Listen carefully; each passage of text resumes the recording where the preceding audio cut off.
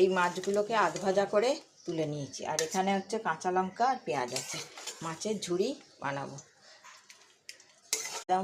এই মাছের এই বড় কাঁটাগুলোকে আমি ভাট করে নেব। মাছ ভুজিয়া ভাজা বানাবো, তার জন্য তেল গরম করে রেখেছি।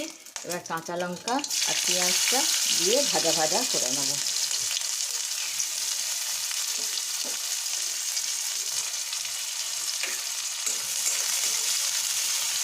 আর এদিকে মাছের এই যে বড় বড় কাঁটাগুলোকে আমি বার করে নিচ্ছি।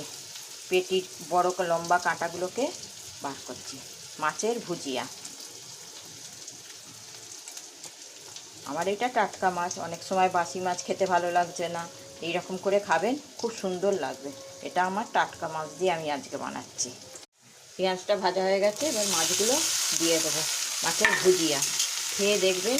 এটা আমার আজকে টাটকা মাছ দিয়ে করছি। অনেক সময় বাসি মাছ ভালোও লাগে না, তখন এ করবেন। আর নাড়তে নাড়তে দু একটা যদি কাঁটা থাকে এরম করে বাট করে নেবেন। এরম করে বাট করে নেবেন।